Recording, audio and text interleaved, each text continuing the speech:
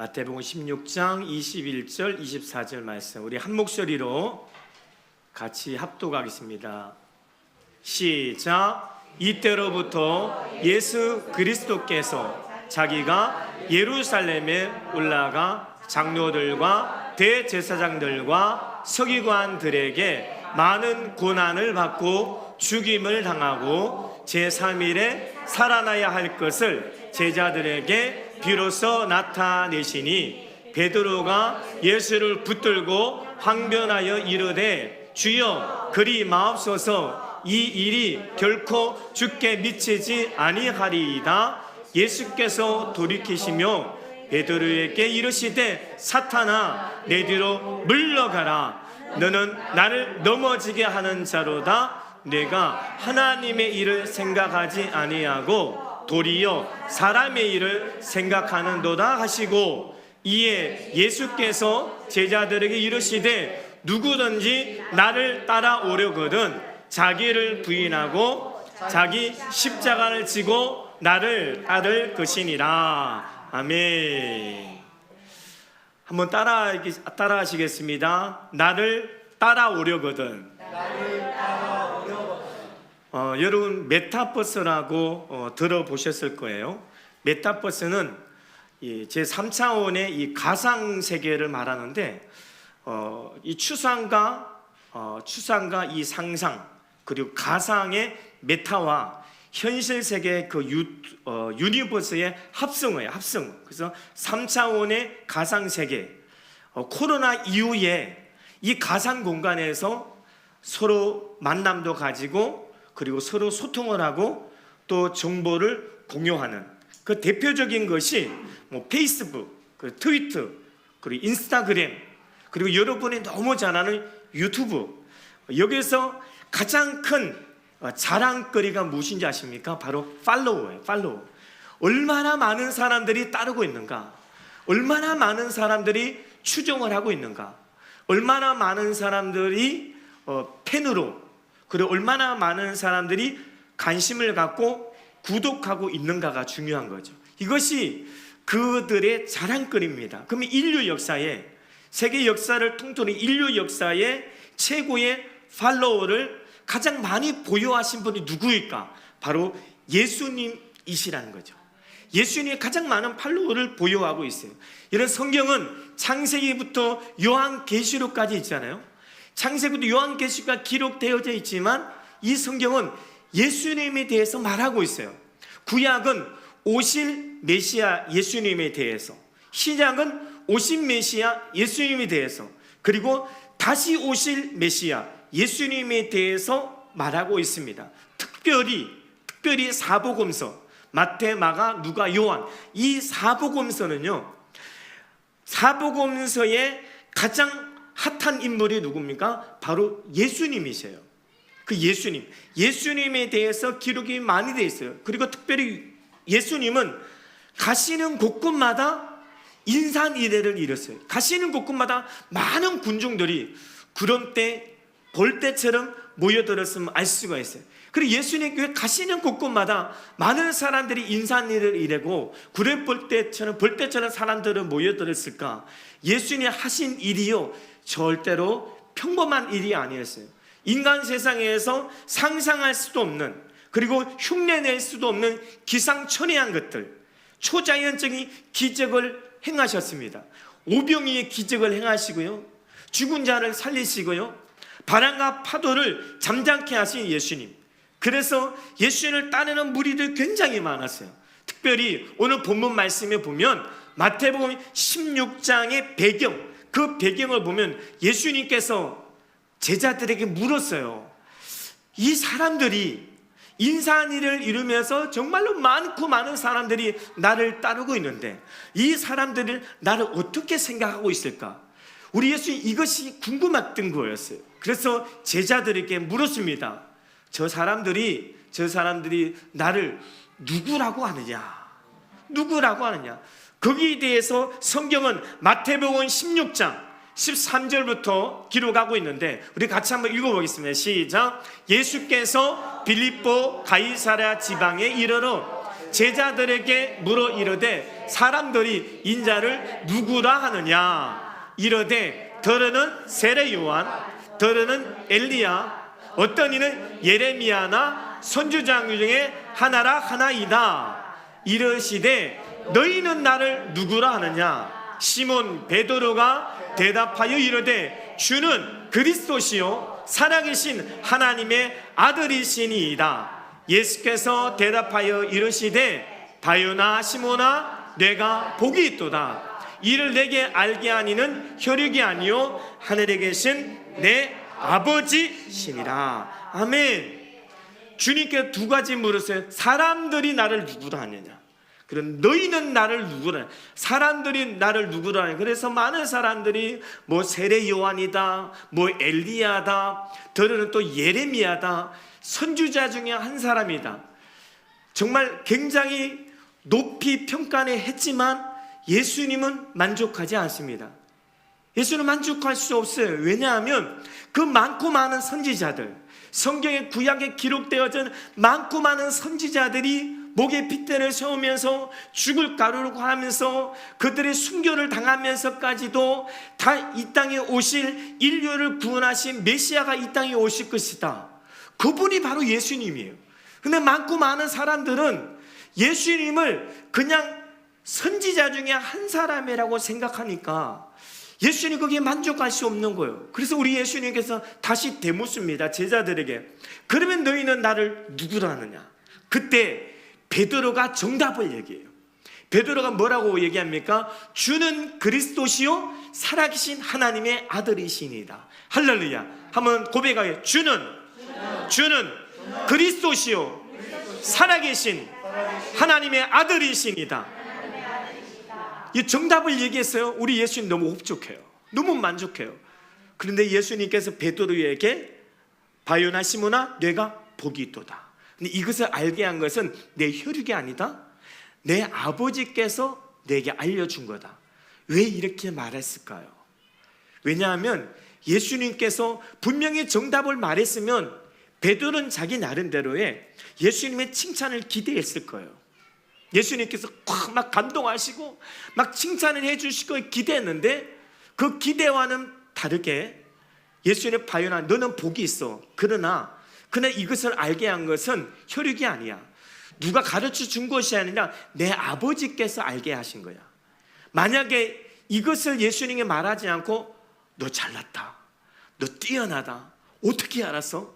누가 가르쳐 준 거야? 어디에서 배웠어? 하면서 극찬하고 칭찬해 주셨으면 베드로는 어떠한 모습으로 나왔을까요?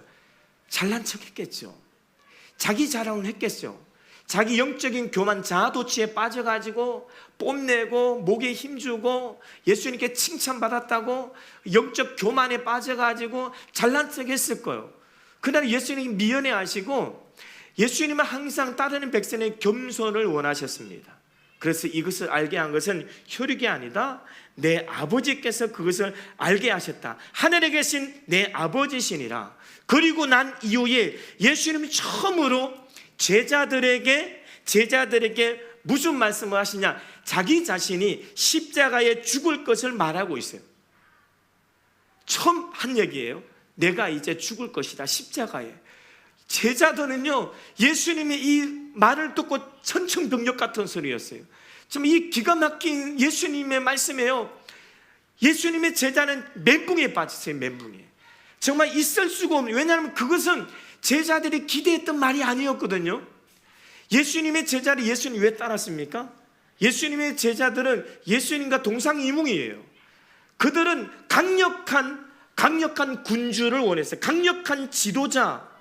정말 로마 식민지에서 우리를 해방시켜줄 강력한 카리스마가 있고 강력한 이 지도자를 원했는데 아니 예수님께서 죽으신다는 거예요. 그들이 기대했던 말들이 아니었어요. 강력한 지도자를 우리가 3년 동안 따라다니면 예수님께 이 땅을 통치하시고 지배하시고 정복자가 되셔서 우리가 예수님이 제자이기 때문에 우리 예수님의 덕분에 한 자리 꿰차고 벼슬도 받고 칭찬을 받고 권세로 누리려고 그런 생각으로 예수님이 지금까지 주구장창 따라다녔는데 예수님께서 십자가에서 죽겠다라고 오늘 21절에 말하고 있는 거죠. 로마서 16, 우리 마태복음 16장 21절, 22절 같이 한번 읽어볼까요? 시작. 이때로부터 예수 그리스도께서 자기가 예루살렘에 올라가 장로들과 대제사장들과 서기관들에게 많은 고난을 받고 죽임을 당하고 제3일에 살아나야 할 것을 제자들에게 비로소 나타내시니 베드로가 예수를 붙들고 항변하여 이르되 주여 그리 마옵소서, 이 일이 결코 주께 미치지 아니하리이다. 여러분, 예수님께서 내가 십자가에 죽겠다 그러니까 이 제자들의 멘붕에 빠졌는데 가장 혈기 있고 다혈질이었던 베드로가 견딜 수가 없어요. 견디지 못하고 그는 분노 폭발합니다. 그리고 예수님을 붙들었어요. 예수님을 붙들고 항변했다. 이 항변이라는 그 헬라 원어에 보니까 에피티마오인데 이 말의 의미는 꾸짖다, 혼을 내다, 책망하다, 질책을 하다, 비난하다. 감히 누가 누구를.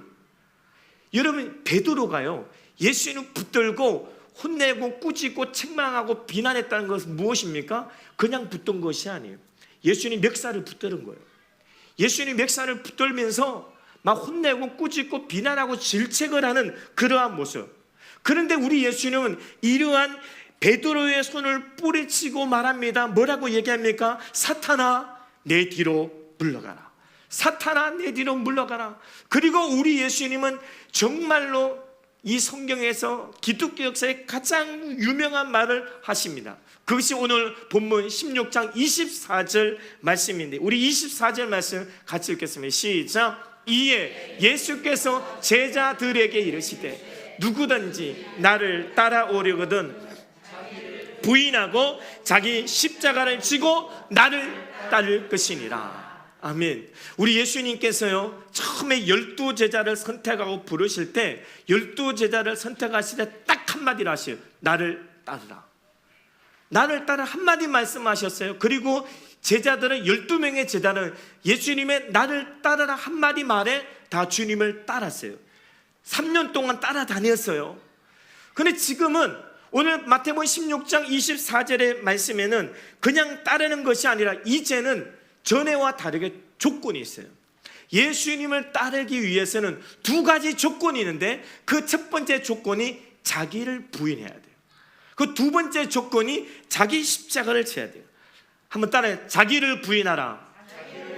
자기 십자가를 져라. 할렐루야. 여러분, 예수님께서 제자들에게 나를 따라오려거든 자기를 부인하고 자기 십자가를 지어야 한다. 이 말은요 너무 유명한 말이에요.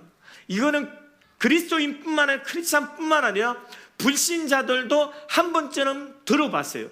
자기를 부인하고 자기 십자가를 지어야 한다. 심지어는 불신자들뿐만 아니라 여타 다른 종교에서도 이 말을 인용을 하고 사용합니다. 제가 언젠가 말씀을 드린 적이 있는데 제가 기도원에 2년 동안 기도원에서 목회를 한 적이 있어요. 근데 기도원은 대체적으로 어디에 있습니까? 위치가 산에 있죠. 예, 산에 있어요. 산보다 더 높이 있는 건 뭐가 있을까요? 절간이 있어요. 근데 이 기도원이 보통 기도하느냐고 워낙 기도를 세게 하고 주여 삼창 워낙 뜨겁게 하고 막 불러 찬양하고 막 뜨겁게 막 방기도하는 그런 기도원이다 보니까 항상 이 절간이 괴로운 거야. 특별히 4월 초파일이 다가오니까 이제 여기서 이제 긴급 회의가 소집이 된 거예요. 큰일 났다. 4월 초파일이 다가오는데 저 기도원이 찬양도 막 북치고 드럼치고 찬양도 세게 부르고 막 주여 삼창을 하고 심지어는 그 위에 계곡까지 올라와서 산기도 한다고 계곡에 산기도 한다고 뭐 3, 3, 5 짝을 지어서 올라와서 밤이면 밤마다 주여 삼창을 하는데 야, 이 4월 초파일 우리 절간에 큰 행사가 있는데 저 어떻게 좀 누가 가서 정말 한 며칠만 조금 하지 않은 며칠만 좀 이게 좀 절제하고 자제하고 좀 주여 삼창도 좀 하지 않고 좀 조용했으면 좋겠는데 그래 긴급회의를 하는 도중에 어떤 한 스님이 그러더래요. 제가 십자가를 지겠습니다. 제가 십자가를 져서 제가 기도원에 가서 얘기하겠습니다. 여러분 자기 십자가를 진다는 것은 여타 종교에서 그렇게 사용해요. 우리뿐만 아니라 믿지 않는 사람들도 어디서 들었는지 그런 단어를 제가 사용하는 곧잘 들어봤어요. 이 자기 십자가를 부인하고 자기를 부인하고 자기 십자가를 진다는 의미는요, 이런 부정적인 의미가 너무 강해졌어요. 성경에서 말하는 이것은 사실 부정적인 것이 아닌데 우리 말씀을 받을 때 그걸 부정적으로 많이 긍정보다는 부정적으로 인식해요. 그래서 이거는 축복이 아니고 저주다. 이거는 십자가는, 자기를 부인한 십자가를 지는 것은 고통스러운 거고 힘든 거고 어려운 거고 아픈 것이다. 그래서 많은 사람이 부정적으로 이야기를 할 수가 있습니다. 십자가는 축복이 아니라 저주고 그 고난이라고 생각해요. 힘들고 어렵고 아픔이라고 생각을 해요. 그러나 버릴 수 없기 때문에 어쩔 수 없이 마지못해 져야 하는 무거운 짐이라고 생각을 해요. 그러나 우리 성경에서 말하는 하나님은요, 좋으신 하나님이에요. 우리에게 복을 주시고요, 우리의 평강을 주시는 하나님이에요. 그는 사랑의 하나님이고요, 우리에게 짐을 지시는 분이 아니라 우리의 짐을 대신 짊어지기를 원하시는 분이에요. 마태복음 11장 28절 말씀을 같이 한번 읽어보겠습니다. 시작. 수고하고 무거운 짐진 자들아 다 내게로 오라. 내가 너희를 쉬게 하리라. 우리 주님은요, 오히려 인생에서 일이 치고 사람이 치여서 수고하고 무거운 짐진 자들로 오라고 얘기하셔. 내게로 오라. 무거운 짐진 자들아 다 내게로 오라. 내가 쉬게 하리라. 우리 하나님은요, 나의 아버지, 나의 아빠, 나의 보호자는요, 우리에게 짐을 짊어지게 하시는 분이 아니라 우리의 인생의 수고하고 무거운 짐을 대신 짊어지시는 아버지인 줄 믿습니다. 오늘 본문 말씀이 너무나 유명하고 중요한 말씀이고 구원의 일의 핵심이 진리임에도 불구하고 많은 사람들이 이 말씀을 잘못 이해를 하고 오해를 하고 있는 분들이 참 많이 있습니다. 예수님이 말씀하시는 자기를 부인하라는 말씀은 어떤 말씀이고 자기 십자가를 지는 어떤 의미인지 오늘 성경 말씀을 중심으로 같이 살펴보면서 깊은 은혜를 나누기를 원합니다. 자기를 부인한다는 말은 자기 중심적인 생각을 버리라는 거예요. 자기 중심적인 생각을 버려라. 우리는 그 말씀의 의미를 성경에서 해답을 찾아볼 수가 있어요. 우리 23절 말씀을 같이 한번 읽어보겠습니다. 시작.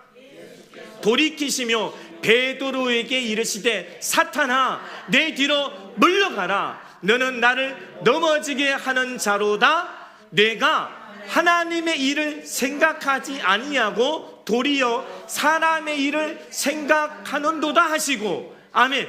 여러분, 자기를 부인하라는 것은 무엇이냐? 자기 중심적인 생각 버리라는 거예요.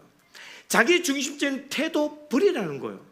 자기 중심적인 그 생각은 무엇이에요? 하나님의 생각이 위배가 됩니다. 지금 베드로가 생각하고 있는 것이 뭐예요? 자기 중심적인 그 이기적인 베드로의 생각이 뭐예요? 사람의 생각이에요. 베드로는 하나님의 생각을 하지 않아요. 예수님 말씀이 사복음서에 보면 다른 성경에 같지 않게 사복음서에는 빨간 글씨와 그리고 깜장 글씨가 있어요. 왜 빨간색은, 글씨가 왜 빨간색인지 아세요? 예수님께 친히 말씀하신, 예수님 직접 말씀하신 성경 구절은 다 빨갛게 돼 있어요. 예수님 말씀하셔요. 예수님 뭐라고 말씀해요? 내가 하나님의 일을 생각하지 않는구나. 내가 하나님의 일을 생각하지 않고 사람의 일을 생각하는구나. 이런 사람의 일을 생각하면 예수님을, 이 땅의 구원자로시 예수님을 넘어지게 하는 자예요. 예수님의 복음을 방해하는 거예요. 해방꾼이에요. 예수님 이 땅에 왜 오셨어요? 예수님 이 땅에 오신 이유는 한 가지예요. 예수님 십자가에 죽으러 오셨어요. 그래서 성경은 그걸 주구장창 말하고 있어요. 예수님께 오셔서 뭐 상황이 너무 안 좋게 좋아져서 그렇게 죽으신 것이 아니라 이미 오래전에 선지자의 예언의 말씀대로 이 땅에 오셨고 십자가를 죽으러 오셨는데 수제자격인 베드로가 자꾸 하나님의 생각을 하지 않고 사람의 생각, 인간의 생각으로 육신의 일을 도모하려고 해요. 그러니까 주님의 생각을 가로막고 주님의 하신 일을 가로막으려고 하는 거죠. 여러분, 사람의 생각은요, 그 마지막이 죽음이에요. 로마서 8장 6절, 7절 말씀 같이 한번 읽어볼까요? 시작. 육신을 따르는 자는 육신의 일을, 영을 따르는 자는 영의 일을 생각하나니 육신의 생각은 사망이요 영의 생각은 생명과 평안이니라. 할렐루야. 오늘 많고 많은 사람들이 두 가지 생각입니다. 육신의 생각과 영의 생각이에요. 육신의 생각을 하는 사람은 육신의 일을 도모해요. 육신의 일에 올인을 해요. 그러니까 영의 생각을 하는 사람은 영의 일을 생각해요. 지금 베드로가 목에 핏대를 세워가면서 예수님 맥살을 잡으면서 그런 일이 결코 있어서는 안 됩니다. 무슨 말이에요? 자기가 맞겠다는 거예요. 이것이 무슨 생각이에요? 자기중심적인 이기적인 생각이에요. 자기중심적인 태도예요. 예수님이 하고자 하는 일을 방해하고 해방을 놓는 거예요. 근데 이것이 무엇이냐? 결국은 육신의 생각이기 때문에 육신의 일은 사망이에요. 그러나 하나님의 일, 하나님의 생각은 무엇입니까? 영의 생각은 생명과 평안이니라. 오늘 말씀을 통해서 자기를 부인하라는 것은 나의 자기중심적인 생각을 버려야 되고 자기중심적인 태도를 버려야 되고 그리고 내 것을 버리고 내 것을 포기하는 거예요. 자기를 부인하라는 것은 내 것을 버리고 내 것을 포기하는 거예요. 여러분 내 것을 버리시기 바랍니다. 내 것을 포기하시기 바랍니다. 여러분 이 말을 베드로가 들었을 때 너무나도 억울하지 않겠습니까? 베드로? 여러분이 베드로 입장에 생각해 보세요. 내가 그래도 예수를 만남과 동시에 내가 한 것은 뭐예요? 모든 것을 사실 버렸어요. 그리고 3년 동안 예수님을 주구장창 따라왔어요. 그리고 그렇게 말할 거예요. 그리고 성경 그것을 말하고 있어요. 또 마태복음 4장 19절 20절 말씀 같이 읽어볼게요. 시작. 말씀하시되 나를 따라오라. 내가 너희를 사람을 낚는 어부가 되게 하리라 하시니 그들이 곧 거물을 버려두고 예수를 따르니라. 무엇을 버렸어요? 거물을 버려두고. 예수님과 그를 따르는 많은 제자들은요, 예수님의 제자를 베드로와 그들을 예수님의 제자들은 무엇을 버렸어요? 거물을 버렸어요. 거물의 생계수단이에요.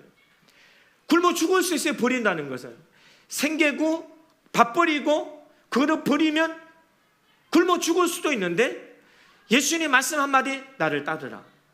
예수님 말씀 한마디에 예수님 만남과 동시에 베드로와 그 형제들은 제자들은 하나같이 다 버렸어요. 예수님을 위해서 버렸어요. 근데 예수님은 아직도 버리지 못한 것이 있대요. 아직도 내 생각을 버리지 못하고 자기중심적인 생각과 자기중심적인 태도를 버리지 못함을 지금 질책을 하고 있는 거죠. 자기를 부인하지 못한 거예요. 내 것을 버리지 못하고 내 것을 포기하지 못한 그런 베드로의 모습을 발견하게 되는 거죠. 베드로는 겉으로 보여지는 거물을 버렸어요. 겉으로 보여지는 거물을 버렸을지언정 자기중심적인 생각, 자기중심적인 태도를 아직도 버리지 못하고 있습니다. 왜 못 버리고 있습니까? 이거 버리면 죽을 것만 같아요. 이거 버리면 내가 죽을 것만 같아요. 이것만큼은 굳건히 붙들고 있어야 돼. 자기중심적인 이기심, 자기중심적인 생각, 자기중심적인 욕심, 탐욕, 이것만큼은 자존심, 내 고집 계속해서 붙들고 있어요. 왜? 버리면 죽을 것 같으니까. 그래서 25절에 16장 25절 같이 한번 읽어볼까요? 시작. 누구든지 제 목숨을 구원하고자 하면 잃을 것이요 누구든지 나를 위하여 제 목숨을 잃으면 찾으리라. 아멘. 누구든지 제 목숨을 구원하고자 하면, 인간적인 생각이죠. 인간적인 생각으로 이것만큼은 버릴 수 없어, 이것만큼은 부인할 수 없어, 이것만큼 내가 죽는 그 순간에 붙들고 갈 거야. 이기심, 자기중심적인 생각, 자기중심적인 사고방식, 그 삶의 태도, 이것을 붙들고 있는 순간 얻고자 하는 사람이 이런 거예요. 자기를 부인해야 잃는 자가 결국에는 찾게 되고 얻게 됨을 성경은 말하고 있습니다. 여러분, 수제자 베드로, 야고보, 요한, 수제자 무슨 소용이 있습니까? 자기를 부인하지 못하면 누구를 부인하게 됩니까? 자기를 부인하지 못하면 결국에는 예수님을 부인하게 됩니다. 한번 믿음을 한번 고백했으면 좋겠어요. 나 자신을 부인하지 못하면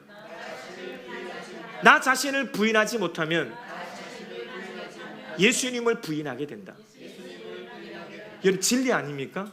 베드로가 자기 자신 끝까지 붙들건 자기 자신의 사고방식, 자기중심적인 생각과 태도를 부인하고 버리지 못하니까 결국은 베드로가 큰 소리는 쳤어요. 호언장담했어요. 다 주를 버리고 도망갈지라도 나는 죽을지언정 주님을 어떻게 부인하지 않겠나이다. 부인하지 않겠다 큰 소리를 쳤는데 베드로가 누구를 부인하지 못했어요? 자기 자신을 부인하지 못한 거예요.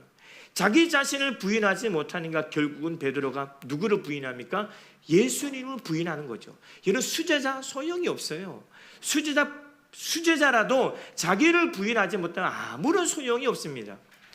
교회의 목사도 마찬가지예요. 장로 권사도 마찬가지입니다. 주님 앞에서, 말씀 앞에서 자기 자존심을 내세우고 자기 고집을 버리지 못하면 주님 앞에 사용되어지지를 못합니다.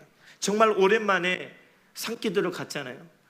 원래 재작년까지만 해도 매주 이제 습관적으로 산에 가서 금요철에 마치고 산에 가서 밤새 부르짖고 기도하고 그리고 토요일 날 오후에 내려오는데 이번 작년 추위에는 제가 좀 절제하면서 이 강단 성전에서 기도했던 것 정말 오랜만에 산기도 올라갔어요.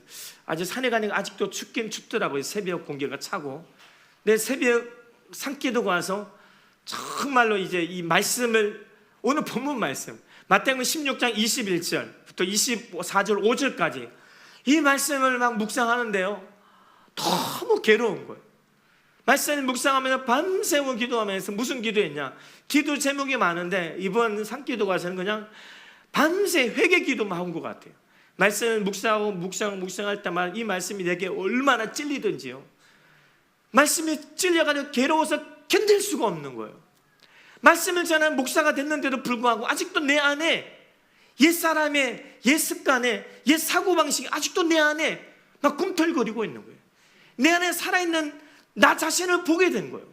이 육적인 모습이 보게 되고 사람의 생각이 막 드러나게 되고 막 극단 이기심이 막 솟아나게 되고 미움과 다툼이 내 안에 아직도 남아있더라고요. 막 괴로워서 견딜 수가 없어요. 주님, 제가 이러고서 어떻게 성도들에게 말씀을 전할 수 있겠나이까.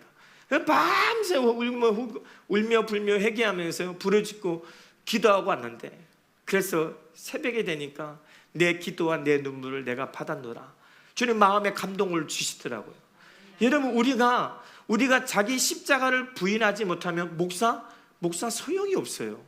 목사, 장로, 권사 소용이 없어요. 자기를 부인하지 못하면 그 목사가 예수님 십자가에 못 박는 거예요.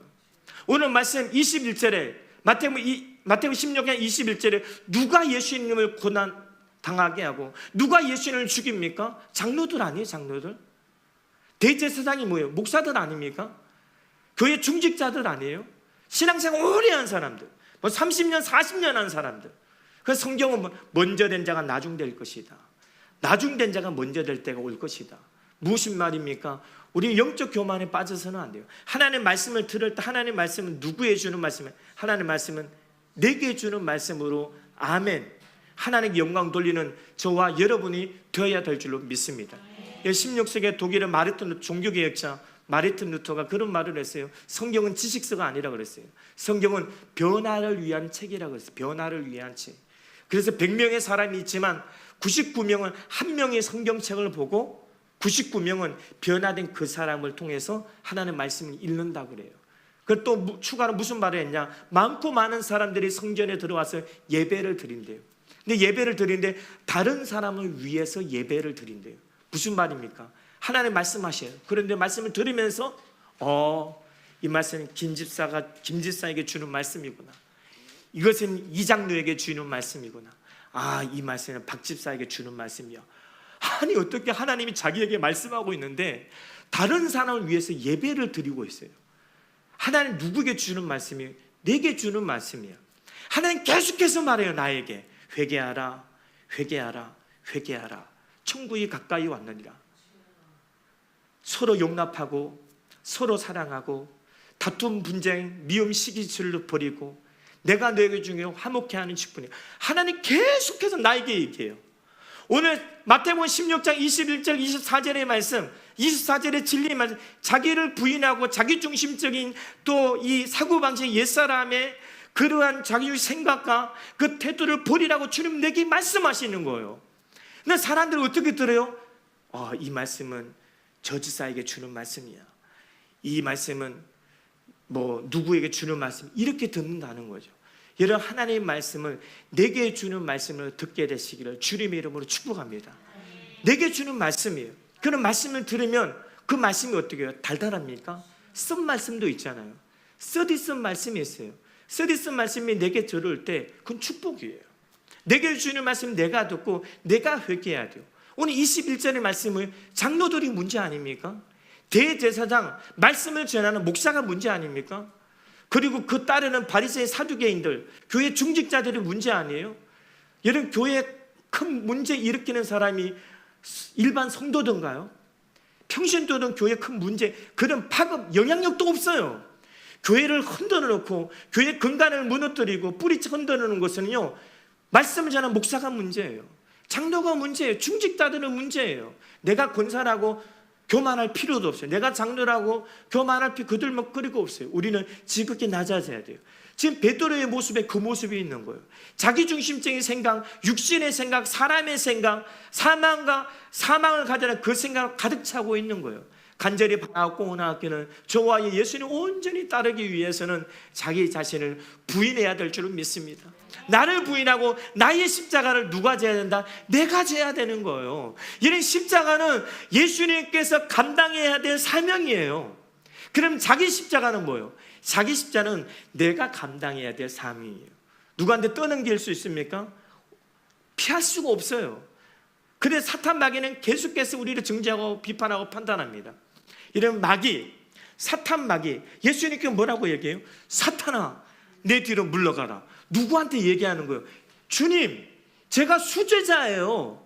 제가 베드로예요, 베드로. 주님 기도하는 곳에 내가 항상 따라다녔고 어디를 가든 내가 팔로우했던 내가 주님의 수제자인데 어떻게 나를 향해서 사탄이라고 말할 수 있습니까? 이런 사탄은 우리의 생각을 틈타요. 가룟 유다에게 누가 틈타서 사탄이 틈탔잖아요. 예수를 팔아버리라고. 결국 극단적인 선택을 해서 자살하지 않았습니까? 여러분, 사탄 마귀는요, 누구 예외가 없어요. 목사, 장로, 권사 예외가 없어요. 여지없이 빈틈을 보이면, 그래서 마귀에게 빈틈을 보이면 안 돼요. 우리는 무장해야 돼요. 이런 사탄 마귀의 그 별명이 뭔지 아세요? 꾀꾀기예요. 꾀꾀기. 꾀꾀거려요. 이런 염려, 근심, 걱정을 가져다 두고 부정적인 마음을 가져다 두고 우리의 마음에 시기, 질투를 가져다 그 누가 한 거예요? 꾀깨기가 가져다 주는 거예요. 내 안에 질병으로 인해서 근심, 걱정하고 불안할 때 그 누가 가져다 주는 거예요? 마귀가 그런 거예요. 마귀가 계속해서 속삭이는 거예요. 이런 마귀에 지배 당하지 마세요. 마귀가 꾀깨 때 어떻게 해요? 꾀깨기는 예수의 명하나 따라 갈지어다. 할렐루야. 마귀를 대적하라. 그리하면 너희를 피하리라. 마귀는요, 협상의 대상이 아니에요. 타협의 대상이 아니에요. 그래, 니캉 내캉 같이 손잡고 한번 더불어 살아보자. 그런 대상이에요. 마귀는 대적의 대상입니다. 마귀가 환경으로 인해서, 사람으로 인해서 내 생각에 들어와서 부정적인 생각을 가져다 주고 다툼, 미움, 시기, 질투를 가져줄 때 그 꾀깨기를 향해서 여러분 타협하지 마세요. 용서하지 마세요. 단호하게 예수의 명령을 선포하고 쫓아내시기 바랍니다. 꾀깨기는 예수님을 따라 갈지어다. 꾀깨는 예수님을 따라 갈지어다. 한 길로 와서 7길을 따라 갈지어다. 질병의 꾀깨기는 따라 갈지어다. 마귀의 별명이 뭐라고요? 예, 꾀깨. 그 여러분 주변에서 혹시 여러분 주변 누가 부정적인 말 한다든지, 야, 저 집사람 어쨌대, 저 권사가 어쨌대, 그거 누가 하는 거예요? 꾀깨기가 하는 거야. 꾀깨기 떠나가. 예수를 명하느니. 여러분 그렇게 해줘야 돼. 교회에서는 그걸 해줘야 돼. 안 하면 큰일 나요. 초기에 잡아야 돼요. 꾀깨기는 이 성전에 들어올 수가 없습니다. 하나님의 영혼이 충만해야 돼요. 그럼 우리는 그러한 것이 들어올 때 우리 예수 이름을 명령하고 쫓아내야 될 줄로 믿습니다. 십자가는요, 고난으로 끝난 것이 아니에요. 십자가는 영광입니다. 십자가는요, 부활이에요. 십자가는요, 승리입니다. 십자가는 생명이고 영생이에요. 고난이 없이는 영광이 없어요. 노크루십, 노크라운이에요. 어떻게 고난이 없이 예수님의 부활이 있겠습니까? 우리가 나 자신을 부인하고 내가 져야 할, 내가 감당해야 할 십자가는 고난의 십자가 분명하지만 절대로 부정적인 것이 아니에요.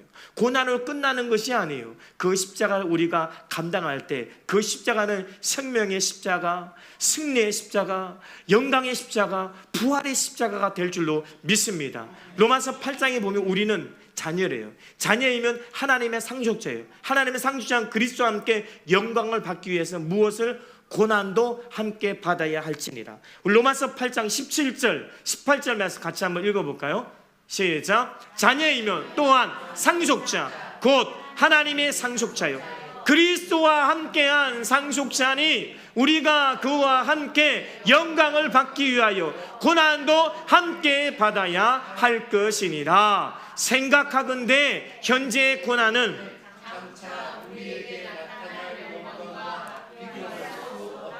아멘. 원어적인 의미를 보니까 개역, 우리는 개역 개정판 보고 있는데 개역 한글판 이전의 성경에 보면 우리에게 나타난 영광과 좋기 비교할 수 없다. 무엇이? 우리가 겪어야 되는 그 고난, 우리가 나의 것을 버리고 포기하고 우리가 지고 있는 자기 십자가를 지고 있는 이 십자가의 고난, 이 십자가의 고난은요 장차 우리가 나타낸 영광과 좋기 비교가 불가능한 거예요. 예수님이 제자들은 보았어요. 고난으로 끝난 것이 아님을 보았어요. 예수님의 제자들은 예수님의 십자가를 보니까 그냥 죽음으로 끝난 거 아니네? 고난으로 끝난 거 아니네? 예수님께서 사망, 죽음, 묻은 것을 깨트리시고 부활하셨네? 생명에 부활하셨네? 그들은 보았어요. 그리고 그들은 하나같이 그때 이후로 성령을 체험하고 난 다음에 그들은 모두가 이제는 겉으로 보이는 것도 버렸지만 거물도 버렸지만 자기중심적인 이기심, 자기중심적인 육신의 생각, 자기중심적인 삶의 태도 그들은 다 버렸어요. 그리고 그들은 자기 십자가를 짊어지고 예수님의 발자취를 믿음으로 순교정신으로 따라갔습니다. 할렐루야. 우리는 주님의 제자예요. 주님을 따르는 하나님의 백성이에요. 우리가 왜 주님을 따라야 됩니까? 그 길만이 우리가 살 길이에요. 그래서 우리 주님 계속해서 그걸 강조해요. 우리가 주님을 팔로우하지 않고는 안 되는 거예요. 그래서 요한복음 14장 6절 말씀 같이 읽고 마치겠습니다. 시작. 내가 곧 길이요 진리요 생명이니 나로 말미암지 않고는 아버지께로 올 자가 없느니라. 왜 우리가 자기를 부인하고 내 자기중심적인 옛 습관과 옛 사고방식과 이것을 왜 버려야 되고 왜 내가 감당의 십자가를 지고 예수님 발자취를 가야 됩니까? 예수님이 길이에요. 예수님이 가신 그 길, 예수님께서 누구든지 나를 따라오려거든 자기를 부인하고 자기는 십자가를 져야만이 나를 따라올 것이다. 자기 십자가를 지고 주님을 따르지 않으면 우리는 하나님께 나아갈 수가 없어요. 하나님께 나아갈 수 있는, 하나님의 나라 천국에 갈 수 있는 유일한 길이 예수님을 따르는 길이에요. 예수님을 따르는 길에는 그 십자가 무겁지만 그 십자가 고난이지만 우리는 반드시 짊어지고 가야 하나님 앞에 나가게 될 줄로 믿습니다. 특별히 사순절 기간을 지나가면서 예수님 대속의 십자가 깊이 있게 묵상하며 감사하면서 주님 내가 부정적인 건 아닙니다. 저주가 아니에요. 축복이에요. 주님 내가 내 안에 내 자기중심적인 생각과 옛사람의 사고방식과 삶의 태도가 이기심과 미움과 다툼과 시기질투가 내 안에 아직도 남아있네요. 주님 거절하겠습니다. 주님 거부하겠습니다. 주님 손절하겠습니다. 십자가에 못 박겠습니다. 바울처럼 날마다 나를 죽이고 나의 나는 내가 아는 주님의 은혜라고 그래 고백하며 나가겠습니다. 갈라디아서 2장 20절처럼 그런지 이제 내가 산 것이 아니라 내 안에 이제는 내가 사는 것이 아니라 내 안에 그리스도께서 사시는 것이라. 내 안에 그리스도를 살기를 원합니다. 그 십자가의 길을 내가 져야 할 십자가를 짊어지고 나아가는 저와 여러분 다 되시기를 주님의 이름으로 축복합니다. 이 시간 우리 같이